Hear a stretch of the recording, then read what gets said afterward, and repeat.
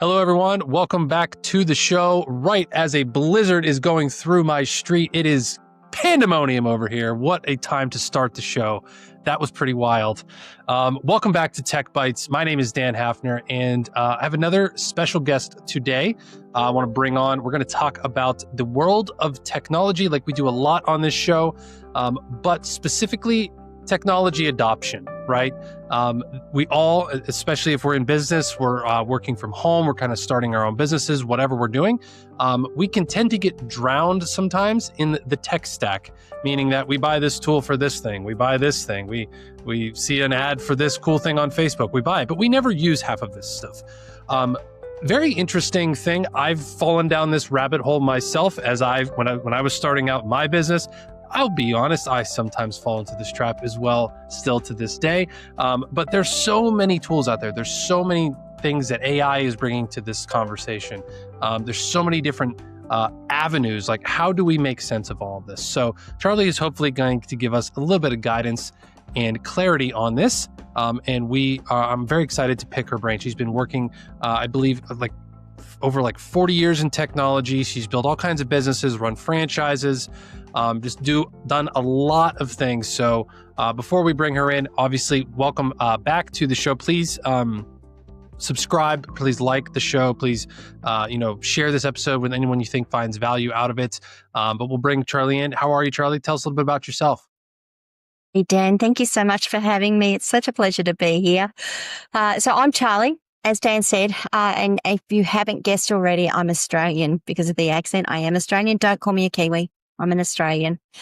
Now, I have actually been in technology for over 40 years. I was doing this before it was even IT. Back then, it was electronics and communications. We didn't even know what IT was. It didn't exist.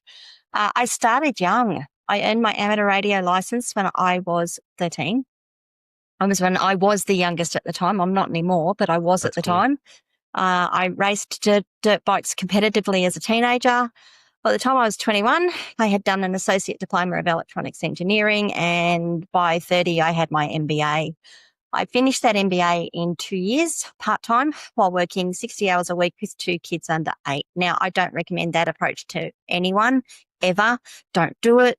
But it did teach me a lot about how to get things done when there's no room for excuses. So from there, I have done across the 40 years, I've been a field tech. I've done team leadership. I've been a salesperson, a project manager, a client relationship manager, a contract manager. I even wrote a training manual for a dog training club that I was part of as we introduced a new training method into Australia. So as you mentioned, I had franchises. At 40, I got bored. So I bought myself another job, and they failed spectacularly. After 4 years, they failed spectacularly, which taught me an awful lot. I knew a lot about business. It taught me a lot more about business than that. There are things that no one ever tells you that you've just got to learn yourselves. But I started over and I built this business, as Charly Leetham. And I did that because I just had to put money out. I just had to put food on the table, had to keep my kids in school, had to do all of those things. So what you're going to get is a kind of a conglomeration of all of that experience that I've had that leads me to doing what I do now, which is helping businesses manage their tech. I try to make tech easy for businesses. That's me in a nutshell. Awesome. Yeah, that's quite the story. So yeah, you guys can check that out. AskCharlyLeetham.com. I'll put the link forward here. Charly does not have an E, by the way, if you're just listening to this. We'll put that link for you guys in the show notes. So yeah, you have a ton of experience in this. Definitely more than me. So you've seen, over the years, you've seen all of the different changes, obviously, that have come along with this stuff. I think that there's probably, we are human beings and we tend to repeat our mistakes over and over and over again. So my first question for you is, with all of the changes in how technology for businesses has evolved over time, what hasn't changed about how we as people struggle with it, and business owners particularly struggle with it? It hasn't changed. I can find something free to do it.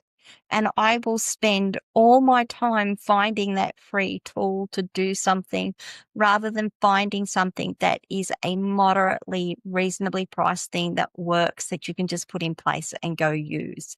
Because we have, as humans, we have a mindset that if it's free, we're not paying for it. Therefore, it's better. But what we don't take into consideration is our time is worth something. Business owners don't take into consideration that their time is actually worth something. While they're working on this thing, they're not bringing money through the door. That's one of the first things that I'll say. That's pretty universal, and it's a big discussion I have with a lot of people in terms of, yes, I know you're looking for a free tool, but this one costs you, let's say it costs $20 a month. And that $20 a month, you're going to be saving 2 or 3 hours. What's that to you? Yeah. What is that to you in terms of what you're outlaying now to do it? I mean, sorry, go go ahead. on. I was just going to say that makes a ton of sense, and I think I see that partly in myself. I see that in clients and people that I work with too, especially when you're starting out. Like, you want to make sure that cash is tight, and you want to make sure you're getting the most. There are a lot of tools out there that can be used for free or on the free tier, and you can get value out of them. But yeah, I think you're right. Like, if you really find something that's useful and that you're going to get use out of, $20 a month should not break the business. You know what I mean? Like, you should really just figure out a way to make it work. But yeah. Anyway, just continue. What was the next thing you were going to say? Well, so then if you want to flip that around, because I was going to say something else, but let's flip that around. The other thing that I see is someone comes in and says, "Oh, I'm going to spend $300 a month and this is going to make me all of this money, or it's going to save me all of this money." But they don't know how they're going to use it. They don't understand their business processes. They don't really understand what that tool is going to do for them. So now they're outlaying all this money. They're not using the tool. It's not doing what they want. They're getting frustrated because they come in to use this tool or this process and it just doesn't fit the way they do their business. And now they're wasting not only the money they're spending, but the time they're spending trying to make it work. So you've got two sides of that spectrum. And I want to just sort of say, I'm not bagging free tools. If you can find something to do something for free and it's going to do what you want it to do, and you don't have to do a lot around making it work, use it. As long as your security and your privacy and your support is handled, use it. But don't go spending hours of time trying to find that free tool when you've got something that's sitting there that's going to save you those hours looking for it. So there's that real sort of balance of, how well do I know my business? How well do I know my processes? How well do I know what I need to do and what I need to deliver and who my customers are, versus what tools do I have to put in place? Yeah, no, that would be probably. It's a good point. I mean, I think I dove down that path with a couple of tools, and maybe we can blame the marketers. They just have very good ways of selling things to you that make it sound like this is an easy button. I'm gonna make all kinds of money from it. But yeah, I'm curious. Like, do you? So especially when I was starting out, even to this day, sometimes I'm a lot better at it. It used to be like my drug of choice was software. You know what I mean? Like, it would just be like, I'm just gonna go to these tools like AppSumo. Like, I've talked about it on this show. I think it's an incredibly valuable platform. You can find all kinds of things and a lot of it's cool because they have lifetime licenses, right? You don't have to pay a monthly fee for something. You can buy, an emailing software or a productivity manager software or a no-code tool software, or anything for maybe $67 a month, or there's a tier for $97 or $197 or like whatever. So it ultimately saves you money over time. But I also went through a phase where I bought way too much stuff, and like my shelf, it's like a bookshelf. It's like all these tools have dust. Like, I've never used many. I do use some of them. I have not used many of them that I've bought. Right. So do you have a process for walking people through, like, here's maybe what you actually should invest in and what can really help you, versus you're just probably going to waste money on this thing? Do you have a process you ever work through? Do you have a client you've ever helped through this process or anything like that? I have a lot of people I've helped, actually, and I do a lot of this for free. If you're in groups with me and you post a question into a group, you will normally, I try to give really thoughtful and reasoned out answers, not just a don't do it, or, I see a lot of flippant answers out there. I try to give lots of reasoned and thoughtful answers. I normally start with, what is your objective? What is it you are, what's your end goal? I don't care about how we're going to get there. I don't care about the tools we're going to use. Where are you starting from, and what is your end goal? Let's just look at those two things. Don't worry about the black box in the middle. It's a black box in the middle. We'll work that out in a minute. But what is it? What is it you're doing? Okay, cool. So you've got a client here and you're trying to deliver, let's say it's an email newsletter. This is actually a really good one. Which email newsletter tool should I use? Okay, cool. How many subscribers do you think you're going to have? Well, how many subscribers are you starting with? And how many subscribers do you think you're going to grow your list to? You're going to have hundreds of thousands. You're going to have tens of thousands. You're going to have a couple of thousand. Most businesses, a couple of thousand. They're not going to get into the big numbers, not for a very long time. Okay, so that's cool. Now, how often are you going to send an email? Once a month. Okay, cool. How much work do you want to put into actually making that email newsletter look good? Or do you want to just something that you can just sort of fill in a profile, form a template and send it out? You want something, okay, cool. Now we're down to a really narrow band of tools that we can look at. Do you have a CRM? No, you don't have a CRM. Okay, so we don't have to worry about the integration. What are the other integration tools we need to worry about? Where are your leads coming from? Are you collecting them from Facebook? Are you collecting them from your website? Are you getting them from LinkedIn? Are you taking them from your e-commerce site? Are you getting them from trade shows or an in-store sign-up form? Because that all matters as to how you bring them into that list. It all matters how much time you spend bringing them into the centralized list and managing them and making sure that you're meeting all of your CAN spam and privacy principles and Australian spam laws and wherever else you're operating. GDPR is actually massive internationally at the moment, massive. People don't realize how big that one is. But that'll then determines, do we go with this tool? Do we go with this tool? Do we need a couple of other tools in the middle of it to make this process easier for you? Do we need to just put a manual process in place? Do we put an automated process in place? Where is it you want to be? Where are you in your business journey? Are you just starting up? Because if you're just starting up, I'm going to tell you to spend as little money as possible as you can on this. I firmly believe in bootstrapping businesses. I don't think you should be out there putting huge amounts of investment into big systems. I think you need to invest wisely as you go along. So these are the questions that I ask as we go as to where is the next part of that investment? Where do we need to put it? Where should you be building this? What in your pipeline? Pipelines. We're not talking sales, but in your planning, whereabouts are you in that business journey as well? What do you think your next big step is? Because some of these smaller steps may inform that big step, or that big step may inform our next small step. Does that make some sense? Yeah, no, it does. It does. I appreciate that.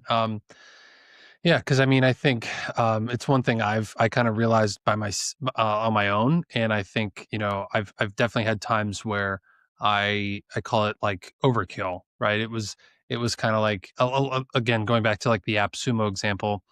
There would be tiers of something that would, and then the top one might be $300 or $400. And I'd be like, oh, I need that. I need that level because I can scale it unlimited and I can have unlimited people in this. And it could just be like, I don't have any cap on it. Right. And looking back on that, like, did I need to do those things? There's a tool I use every day now for doing designs and UI stuff and mock-ups for clients and stuff. And I have so many credits left available because I bought like the highest tier that I just like clearly didn't need, Um, and it's like, okay, why did I do that? Why did that need to be something that is actually, cause I think, but I didn't walk myself through that process that you just talked about. I just was like, oh, this is cool. This is cool. So, well, and that kind of brings me to like my next question is like, do you see a common area, or a common theme of tools that people are paying for or have paid for that they're not using? kind of like what I was talking about before? Do you see like a common area? Is it emailing? Is it social media? Like what's the tool that we might be able to kind of call out here? Oh, okay. Look, I can go back a couple of years ago, and I cannot even think of the name of the tool. It's going to come to me like at 2 in the morning. I'm going to wake up and go, "That was the tool." I had a bunch of customers who were on things like Aweber and Mailchimp, and this new. It wasn't a CRM; it was an email marketing. It sits a little bit below Salesforce. It's around the active campaign level. I cannot remember what it was called, but they had e-commerce, they had mail, they had this, they had that, and it was expensive. Like this, we were talking a couple of years ago at about $79 US a month. And this is 4 or 5 years ago. Actually, no, it's longer than that. Um, this is what happens when you've been in business for this long. The Yeah. years sort of can get. But it was really, really expensive. And I saw my clients, like they were buying it and they were moving to it. And then they're like, "Well, Charlie, we need to make this work." I'm like, "Okay, cool. Let me go in and have a look." "Well, guys, this doesn't integrate with your systems. It doesn't do this. It doesn't do that. Oh, you want this function? Well, now you have to pay extra on top of it, but that should be included in that price." "Well, no, it's not." And it says quite clearly here, it's not. So that was one at the time. So you tend to get waves of. You said we can blame the marketers. I don't blame the marketers. They've got a job to do, and they do their job very, very well because they hit that emotional point for us. Like they know what it is that's going to make us buy. So email marketing tools would be a big one. People just over scoping that rather than saying we just need to build a list. What's the minimum thing we need to build a list? There's flip side to that is that they'll buy an email marketing tool, but they won't buy a CRM.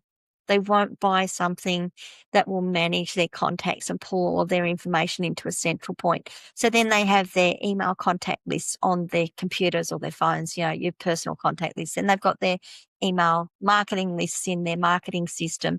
Then they've got their e-commerce list on their website, but they're not pulling all of those contacts out and bringing them into a central point. They've got no history as to what these customers are doing. They're pulling them from all over the place. So we've got two parts to that.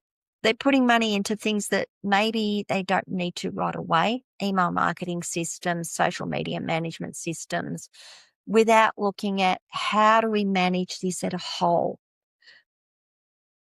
The other side to that, I'm all over the place, but then I see some clients go, "Well, I'm going to build this really big CRM," and they put all their money into their CRM, but they don't know how to use it. They haven't sorted out what their workflows are. They don't know what their pipelines are, what their customer journey is, and the CRM is just not the right.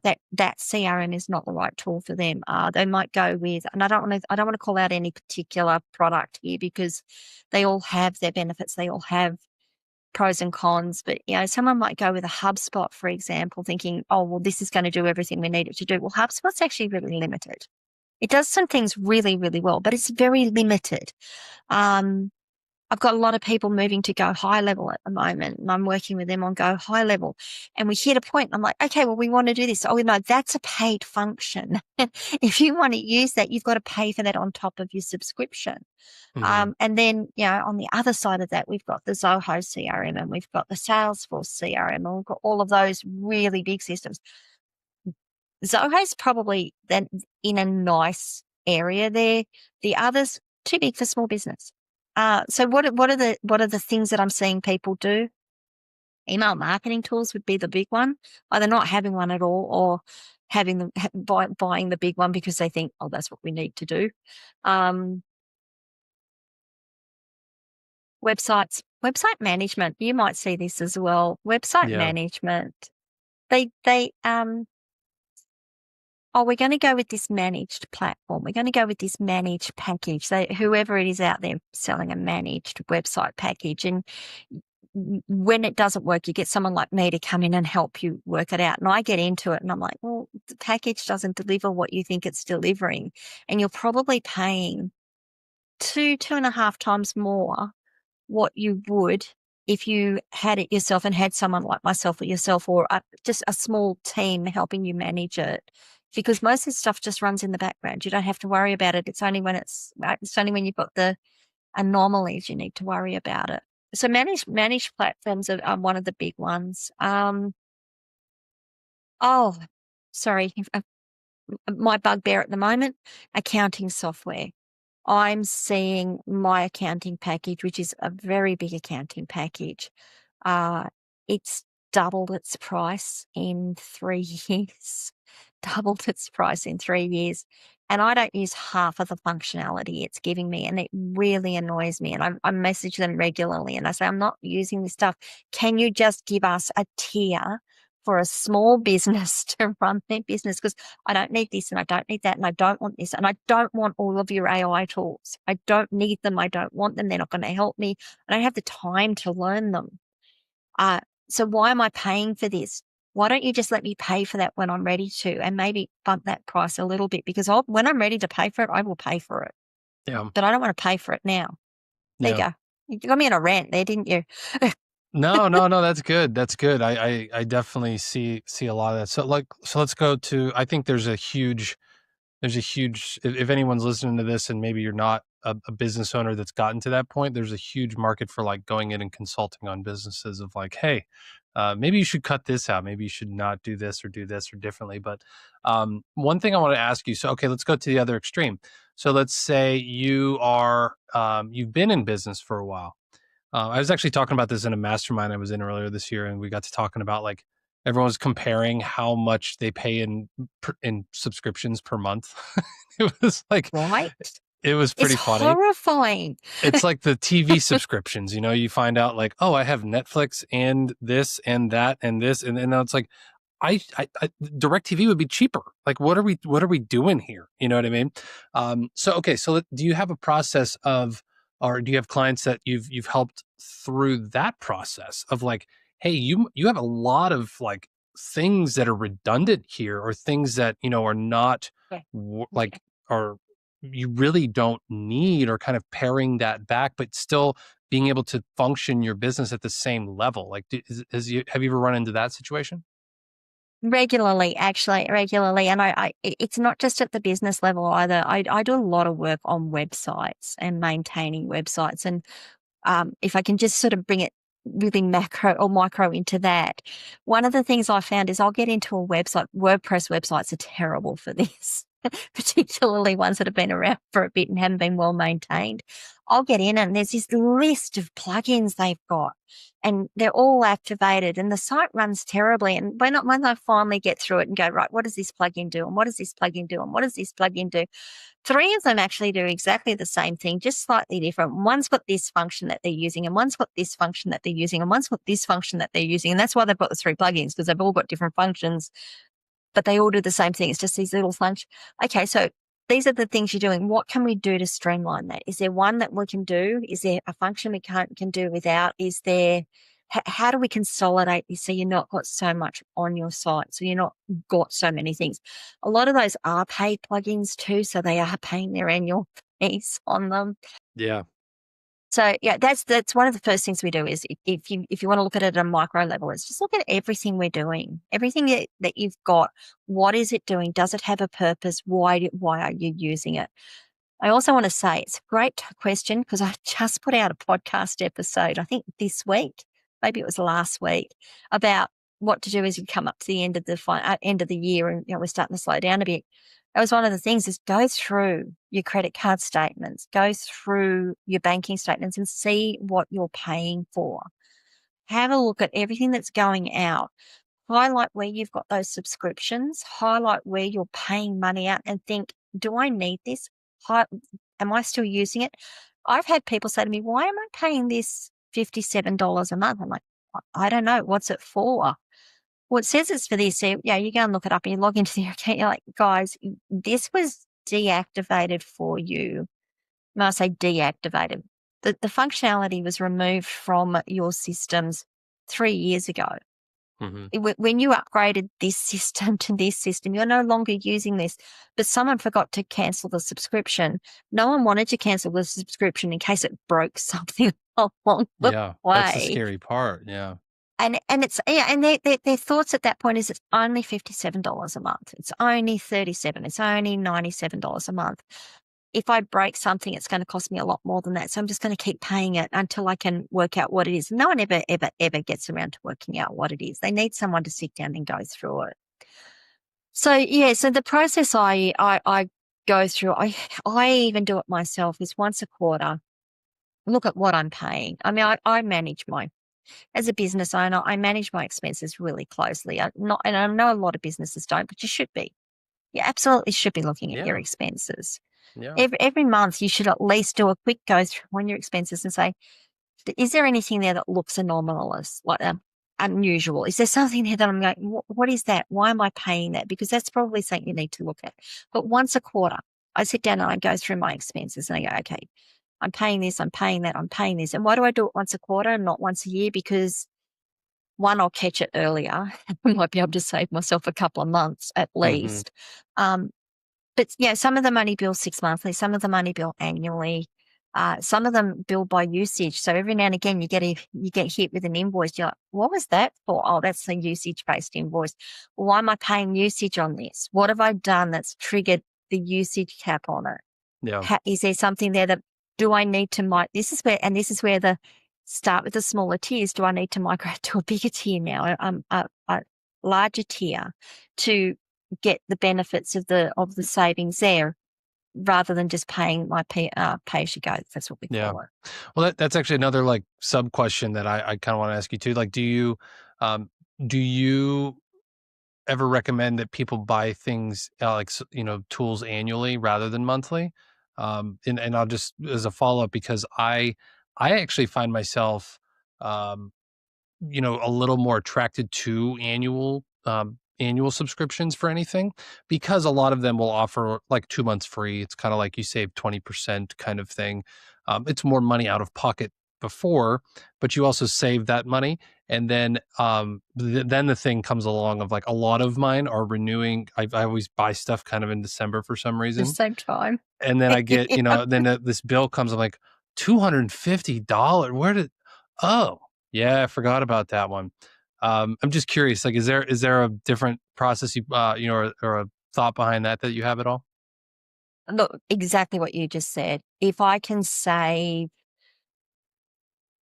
a reasonable amount, I mean, it doesn't have to be a lot, but if I can save money by buying it annually or by buying it 6 monthly, then yeah, I will try. If I've got the funds available, I will try to do an annual subscription. I will recommend to people just pay it annually. There's a couple of reasons for that. One is you're not worried about trying to cover that cost every month. So if you miss a month and it's a bit tight and you don't have, for example, the $67 in the bank account when that comes out, or on your credit card when that comes out, you're not stressing because, I've got to get this paid, otherwise they're going to cancel my subscription. Now, some subscriptions can be really, really quite cutthroat. And if you don't pay it, they cut you off straight away. A lot I've found have become a little bit more lenient, and they'll give you 7 or 14 days to get that cleared up before they cut you off. But if you're paying it upfront annually, you've got a year. So then what we should be doing, smart business says what we should be doing is taking that amount, dividing it by 12 and putting that away every month in a bank account. So when it comes up, we can just pay the subscription. Not many of us do that, but that would be the smart move. What I then also do is I recommend, and I try to do it myself, I put a reminder in my calendar a month before, 14 That's days helpful. before. Yep. A week before, this is due, it's going to be this much money. So I can start to get that sorted out so that I don't get the email in my account going, we tried to bill you $350. And yeah, $350, just to put it in perspective, is kind of like 450 Australian. It's not, it doesn't Right. sort of, people say, it's only $20 a month. It's like, yeah, no, it's close to 50. Yeah. Yeah, you got to keep that conversion in mind. Yeah, that's interesting. So yes, I do. And I really, really strongly recommend if you can save a few dollars by buying annually and it makes sense, then buy annually. Now, that's if it's something you're going to be using regularly. I've got ChatGPT and I've got Claude AI subscriptions at the moment. and I pay for them monthly. Why? Because I don't use them every month. I am at the moment, but I wasn't using them every month. So the months that I'm going, I'm coming up to the end of the month. I don't see that I've got anything for the next couple of weeks. I won't renew the subscription. I'll just cancel the subscription. And then when I need it again, I will pull it up. I will go in and I will pay for my month. I'll pay for the month's usage. Now, when it gets to a point that I'm paying that every month and I'm paying it regularly, I will probably go to an annual subscription. So you've got that benefit there is you pay a little bit more monthly if it's intermittent usage. But if you're something you're going to use all the time, absolutely. And they're offering you a discount to pay annually, go that way. Yeah. I've found that with myself. I've found that a lot of times I've just been like, I'm just going to dive in and do the annual stuff. But then I also realized that there's been ones that I've done that with that I've used for a month and then never used again. So it's like I way overpaid for that.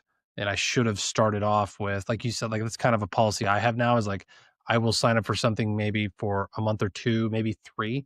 And then if I notice that I'm using it and it's worth it, then I'll just be like, yeah, let's just transition to an annual. That makes sense. But because I've burned myself in the past of like, I bought this annual thing and now I used it for like 2 days and now I don't really have a need for it anymore because I thought I was going to use it more, so that's kind of an interesting thing. But or they sell it to you and you think this is going to be great and you get into it, you're like, oh, this does not do what they said it was going to do. Yeah, and I mean in that case I would definitely request like a refund or something. But yeah, that's kind of my process is like, instead of burning myself like I have before, I'm just like, okay, let's dabble in this a little bit. And then once I realize that this is worth it, like then I'll do that, so but yeah, anyway. If I might, there's one other hint that I will give you on this is that if sometimes when you go to try something, it says, 7-day free trial, but you've got to go through and put your credit card or a month free trial. And you got to go through and put your credit card in. And I get to a point sometimes it's like, if you want my credit card, I'm not really interested. I'll go find something else. But sometimes you get to a point of like, I need this, I've got to do it. So I'm just going to put my credit card in. And then what the process is they hope you will forget. So they get to bill Yeah, that's how they work. Yep. But you don't get any notices, really. You just get the bill on your credit card. You're like, yeah. The thing that I do is once I've signed up, I will then go in and cancel the subscription straight away. I've done that because they will normally let you run for that month for free and then it doesn't renew. So I will go in and do it. Now, if you can't do that and they won't let you cancel because, no, you'll cancel everything and you won't get access to it as of today, try to find one-use credit cards. It sounds terrible, but find the single-use credit card and just stick that in. Or I've got ones that I can actually cap my payments on. So the maximum you can spend on this is $1. So nothing will ever bill on that. Yeah, that's smart. That's a smart idea. Yeah. It just saves you when you're going through trying to test out things to see if it works. And it just saves you. It's actually saved me considerable hundreds of dollars at times. Yeah. I mean, we're all victim. I think that's just how a lot of those they're done. Is just like, yeah, we think you'll forget, and then and then you do, and then they get your money. But yeah. Anyway, so all right. Well, yeah, this has been very very interesting. I know we could talk about this for probably a couple more hours. I don't want to make an episode that long, but what I will say is if you are intrigued by this conversation with Charly and how we've kind of dove into this kind of topic and you'd like to learn more, you can go check out and talk to her directly at askcharlyleetham.com. We'll have the link for that below. Very, very knowledgeable, very useful resource. I highly recommend you guys go over there and check that out. And yeah, do you have anything else to add, Charly, before we sign off? And look, I am going to recommend that people go and listen to my podcast. I release an episode every other day and I talk about things like this. Sometimes I'll do how-tos on how to do things, but I do talk about this sort of thing regularly. So what's it called? My podcast, Rise and Shine, Your Business Tech Boost with Charly Leetham. Okay, awesome. Say that again one more time for the listeners. I'll say it slowly too, so you don't get my accent. Rise and Shine, Your Business Tech Boost with Charly Leetham. There you go. There you have it, guys. You hop over there, subscribe over to her channel as well. Definitely, I've not taken a listen, but I will definitely be definitely be checking that out myself as well. I'm always interested in those kinds of conversations. So, all right. Well, that is a wrap for the show. Charly, thank you so much for coming on. We will definitely be checking out your show, and we'll definitely be heading over to askcharlyleetham.com for some additional questions or conversations that we might want to have with you as well. So that is all for this episode. As always, thank you all for joining. I really appreciate all of you coming on and taking time out of your day to learn a little bit about what we're talking about here. Hopefully we provide some value, provide us some insights and some, if anything, just some friendly conversation while you're driving to work or driving home from work or whatever that might be. So thank you all for listening and joining in. Please like and subscribe to the show if you have not already, and share this episode with anyone you think might find value. My name is Dan Hafner, and we'll talk to you next time. See ya. Thanks for tuning in to Tech Bytes, your go-to show for software business and technology. Don't forget to hit that subscribe button to stay updated with our latest episodes, insights, and stories. Hungry for more? Dive deeper into the world of no-code by visiting dapanacode.com. Your journey to building amazing software without coding skills starts there. Connect with like-minded creators and unlock a world of resources tailored just for you. Subscribe now. Explore Dapa No Code and let's innovate together.